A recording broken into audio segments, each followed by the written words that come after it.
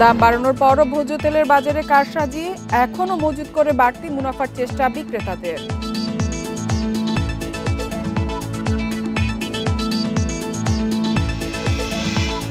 অনিয়মের অভিযোগে টিসিবির প্রায় অর্ধেক কার্ড বাতিল, আলুর বাজার নিয়ন্ত্রণে ব্যর্থতা স্বীকার বাণিজ্য উপদেষ্টা।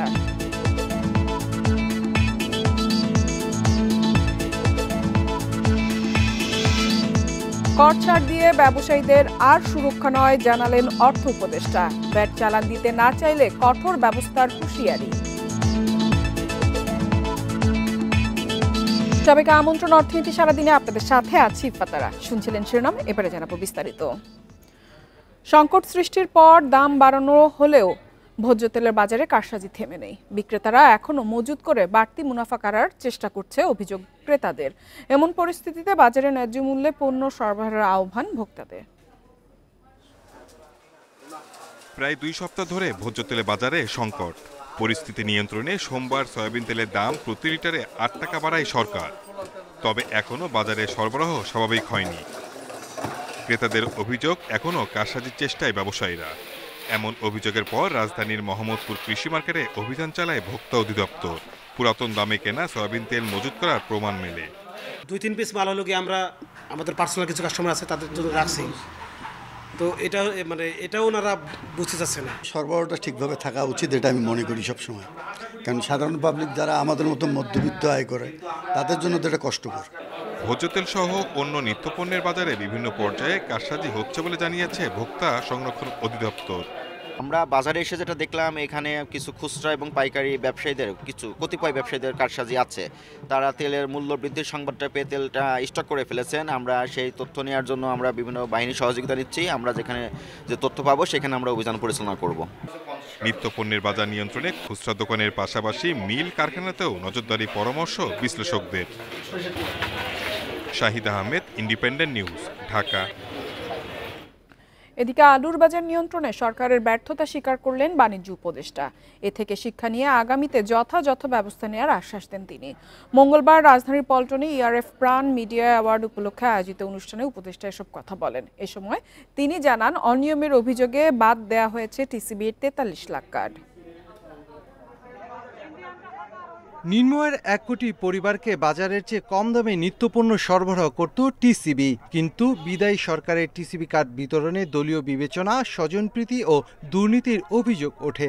অন্তর্বর্তী সরকার যাচাই বাছাই করে কার্ড সংখ্যা 57 লাখে নামিয়েছে।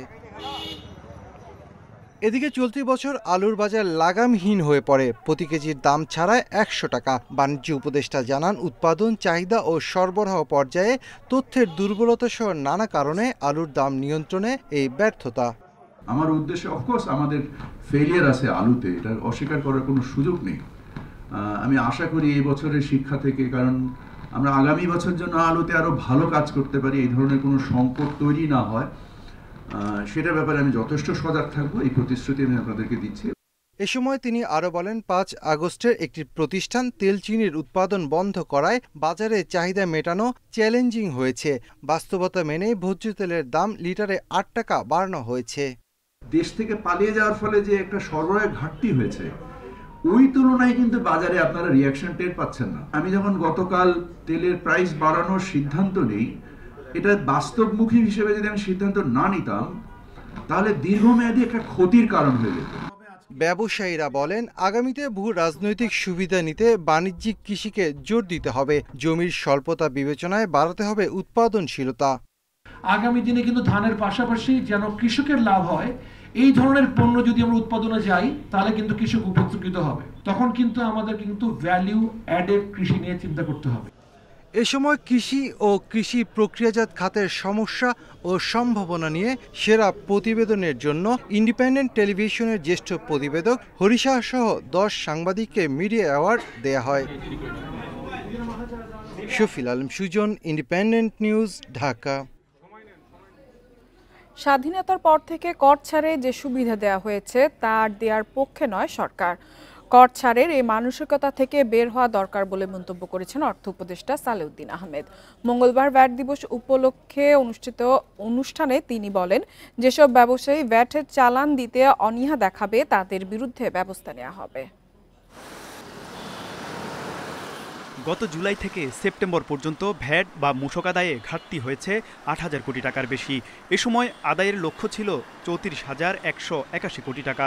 আগস্টে সরকার পরিবর্তনের পর ব্যবসা বাণিজ্যের ক্ষেত্রে অনিশ্চয়তা এবং উচ্চ মূল্যস্ফীতি এর কারণ বলছেন বিশ্লেষকরা। যদিও ভ্যাট আদায় থেকে পিছিয়ে পড়ার জন্য সব পক্ষের মানসিকতাকে দায়ী করেন অর্থ উপদেষ্টা।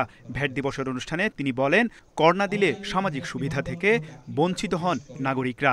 আপাতত মনে হয় খুব সিম্পল জিনিস, এই ট্যাক্স দিলাম না, চালান দিলাম না, আমরা ট্যাক্স মাফ চাইলাম, কিন্তু এটা কিন্তু শারীরিকভাবে কিন্তু একটা ইম্প্যাক্ট পড়ে। দেশ এখন নানা চ্যালেঞ্জের মধ্য দিয়ে যাচ্ছে জানিয়ে উপদেষ্টা বলেন, স্বাধীনতার পর থেকে সরকার কর ছাড় দিয়ে আসলেও তা আর দেয়া হবে না। আমরা 50 বছর যাবত বহু শিশুকে লালন দিচ্ছি, এখনো মানে ট্যাক্স রেয়ার দিয়ে, ইনসেন্টিভ দিয়ে, আর কতকাল শিশুকে লালন করবো। আমি উদাহরণ দিলাম না, আপনারা অনেকে বুঝতে পারেন যেসব শিশু এখনো শিশুই রয়ে গেছে, শারীরিক দিকে বড় হয়ে গেছেন, কিন্তু ওরা নিজেকে বলবে আমাদেরকে এখনো প্রোটেকশন দেয়। এই প্রোটেকশনের দিন কিন্তু চলে গেছে। এ সময় এনবিআর চেয়ারম্যান বলেন, ভোক্তা ভ্যাট দিতে চাইলেও ব্যবসায়ীদের আগ্রহ কম। এতে সরকার প্রতি বছর বিপুল পরিমাণ রাজস্ব হারাচ্ছে। অনেক সময় কাস্টমার দিতে চান, তারা জিজ্ঞেস করেন আমার ভ্যাটের রিসিপ্ট কই, তারা গড়িমসি করেন। এমন কমপ্লেনও আছে যে কাস্টমার ভ্যাট দিয়েছেন কিন্তু আমাদের সম্মানিত ব্যবসায়ীগণ ঠিক মতো সেটা সরকারি কোষাগারে জমা দেন নেই। এই জায়গাটাতে আমাদের প্রচুর কাজ করার সুযোগ আছে। রাষ্ট্র থেকে প্রত্যক্ষ ও পরোক্ষ সুবিধা নিতে কর দেওয়ার কোনো বিকল্প নেই বলে মনে করেন আলোচকরা। সুযোগ আছে এবং অনেক বাড়াতে হবে সেক্ষেত্রে। তৌহিদ রানা, ইন্ডিপেন্ডেন্ট নিউজ, ঢাকা। ক্ষমতাচ্যুত সাবেক প্রধানমন্ত্রী শেখ হাসিনা ও তার ছোট বোন শেখ রেহানার ব্যাংক হিসাব তলব করেছে বাংলাদেশ ব্যাংকের আর্থিক গোয়েন্দা সংস্থা BFIU। সোমবার সংস্থাটি সব ব্যাংক ও আর্থিক প্রতিষ্ঠানে এ সংক্রান্ত নির্দেশনা পাঠিয়েছে। একই সঙ্গে শেখ মুজিবুর রহমান মেমোরিয়াল ট্রাস্টের ব্যাংক হিসেবের তথ্য চাওয়া হয়েছে। লেনদেন তলব করার নির্দেশের ক্ষেত্রে মানি লন্ডারিং প্রতিরোধ বিধিমালা সহ সংশ্লিষ্ট ধারা প্রযোজ্য হবে বলে চিঠিতে উল্লেখ করা হয়েছে। এতে আরও বলা হয়, সংশ্লিষ্ট ব্যক্তিদের হিসাব খোলার ফর্ম KYC ও লেনদেনের বিবরণী চিঠি দেওয়ার তারিখ থেকে 5 কার্য দিবসের মধ্যে পাঠাতে হবে। এছাড়া চৌধুরী জাফরুল্লাহ শরাফত ও তার ভাই চৌধুরী হাবিবুল্লাহ শরাফত ও ডালিয়া চৌধুরীর হিসেবের তথ্য চাওয়া হয়েছে। এর আগে তাদের ভাই পদ্মা ব্যাংকের সাবেক চেয়ারম্যান চৌধুরী নাফিজ শরাফতের ব্যাংক হিসাব জব্দ করা হয়।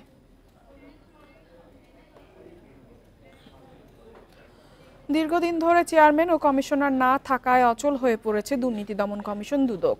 ফলে দুর্নীতির প্রায় 20,000 অভিযোগের বিষয়ে কোনো ব্যবস্থা নেওয়া যাচ্ছে না। দুদকের অনুসন্ধানকারীদের আশঙ্কা, এই সুযোগে অনিয়ম করে লোপাট করা হাজার কোটি টাকা লুকিয়ে ফেলেছেন দুর্নীতিবাজরা। শেখ হাসিনার পতনের পর আশা ছিল সারা দেশে দুর্নীতিবাজদের বাসাবাড়ি থেকে উদ্ধার হবে হাজার কোটি টাকা, কিন্তু 4 মাসের বেশি সময়ে 10 কোটি টাকার বেশি উদ্ধার করতে পারেনি আইন শৃঙ্খলা বাহিনী। 1 নভেম্বর পদত্যাগ করে দুদক চেয়ারম্যান ও 2 কমিশনার।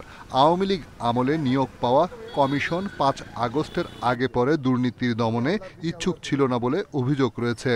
শুরু থেকে এ পর্যন্ত যেটা দেখতে পেয়েছি, বড়জোর কিছু কিছু চুনোপুটিকে তা না এক্সট্রা করা ছাড়া কোনো প্রকার রুইকাত্তা বা ক্ষমতার সাথে যারা সংশ্লিষ্ট তাদেরকে জবাবদিহিতে আনতে পেরেছে দুদক কমিশন, তার দৃষ্টান্ত খুবই বিরল। দুদক কর্মকর্তাদের দাবি, 1 মাসের বেশি সময়েও নতুন কমিশন গঠন না হওয়ায় আইনের ব্যত্যয় হয়েছে। পার পেয়ে গেছে অনেক দুর্নীতিবাজও, কেননা কমিশনের অনুমোদন ছাড়া দুদক কর্মকর্তারা কোনো পদক্ষেপ নিতে পারেন না। অভিভাবক হিসেবে তারা যে সিদ্ধান্ত গ্রহণ এবং প্রদান করে সেটা কমিশনের কর্মকর্তা কর্মচারীরা বাস্তবায়ন করে। যেহেতু এখন অভিভাবক শূন্য, তাই দুর্নীতি দমন কমিশনের উপর থেকে কোনো সিদ্ধান্ত গ্রহণ এবং প্রদান করা হচ্ছে না। তাই এ সমস্ত বিষয় বাস্তবায়নের কোনো ক্ষমতা কমিশন কর্মকর্তা কর্মচারীদের নাই। দ্রুত কমিশন গঠন করে আওয়ামী লীগ সরকারের দুর্নীতির বিরুদ্ধে ভূমিকা নিতে না পারলে দুর্নীতির প্রবণতা দূর হবে না বলছেন কর্মকর্তারা। রিশাদ হুদা, ইন্ডিপেন্ডেন্ট নিউজ, ঢাকা। দেশের দারিদ্র্য দূর করতে নীতি নির্ধারণী পর্যায়ে সহায়তা করবে ডিপ চ্যালেঞ্জ ফান্ড। হতদরিদ্র ও সুবিধাবঞ্চিত মানুষদের নিয়ে কাজ করতে আগ্রহী গবেষকদের সব ধরনের সহায়তা দেওয়া হবে তহবিল থেকে। মঙ্গলবার রাজধানীর একটি হোটেলে ফান্ডের উদ্বোধন করা হয়। গবেষণার জন্য স্বল্প ও মাঝারি মানের আর্থিক সহায়তা দারিদ্র্য সংক্রান্ত তথ্যের ঘাটতি দূর করবে বলে জানান আলোচকরা। এ সময় বিগত দিনে কাজ করা হয়নি এমন বিষয় গবেষণায় তুলে আনার কথাও জানান গবেষকরা। এ সময় তথ্য ও অতি দরিদ্র নিয়ে বাংলাদেশের পাশাপাশি ভারত, মিয়ানমার, তানজানিয়া সহ অনেক দেশে কাজ করার কথা জানান বক্তারা।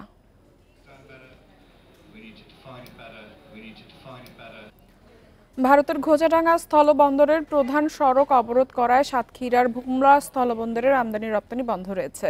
এছাড়া বন্ধ রয়েছে ইমিগ্রেশনের কার্যক্রম। এতে পণ্য পরিবহনের স্থবিরতা সহ যাত্রী পারাপারও বন্ধ হয়ে যায়। বন্দর কর্তৃপক্ষ জানায়, পশ্চিমবঙ্গ বিধানসভার বিরোধী দলীয় নেতা শুভেন্দু অধিকারী ঘোজাডাঙ্গা অবরোধের ডাক দেন। এরই অংশ হিসেবে ঘোজাডাঙ্গায় প্রধান সড়কে মঞ্চ তৈরি করে সমাবেশ হয়। এতে ভোমরা স্থলবন্দরের আমদানি রপ্তানি কার্যক্রম বন্ধ হয়ে যায়। ইমিগ্রেশনের কার্যক্রম বন্ধ থাকায় দূর দূরান্ত থেকে আগত যাত্রীরাও পড়েন বিপাকে। ভোমরা স্থলবন্দর দিয়ে গড়ে প্রতিদিন 250 ট্রাক পণ্য আমদানি রপ্তানি হয়। বর্তমানে পাথর, চাল ও পেঁয়াজের ট্রাক বেশি ঢুকছে। প্রতিদিন জানাইছে আমাদেরকে ওনারা সমাবেশ করছেন রোডের ওপরে, যে রোডের ওপরে অনেক স্টেজ বা অনেক চেয়ার টেবিল আছে, যার পরিপ্রেক্ষিতে ওগুলো পরিষ্কার করার পরে ওখান থেকে সম্পূর্ণ ক্লিয়ার হওয়ার পরে আমদানি রপ্তানি পুরো পূর্বের ন্যায় চালু হবে বলে আমাদের ইন্ডিয়ান থেকে আমাদেরকে জানায়। বিশ্ববাজারে জ্বালানি তেলের দাম কিছুটা কমেছে। ব্রেন্ট ক্রুড তেলের দাম ব্যারেল প্রতি 27 সেন্ট কমে $71.87 নেমেছে। অন্যদিকে DIWTI ইন্টারমিডিয়েট ক্রুডের দাম ব্যারেল প্রতি 31 সেন্ট কমে $68 নেমেছে। সোমবার এই দুই ধরনের তেলের দামই 1% বেশি বেড়েছিল। সিরিয়ার প্রেসিডেন্ট বাশার আল আসাদের পতন এবং চীনা সরকারের নীতিগত প্রণোদনার অঙ্গীকারের কারণে বিশ্ববাজারে তেলের দাম বেড়েছিল। বিশ্লেষকরা বলছেন, দাম কমে যাওয়ার কারণে এখন তেল কেনার সুবর্ণ সময়। পূর্বাভাস অনুযায়ী তেলের দাম ব্যারেল প্রতি $72.50 পর্যন্ত উঠবে। তবে সবকিছু নির্ভর করবে আন্তর্জাতিক পরিস্থিতির ওপর।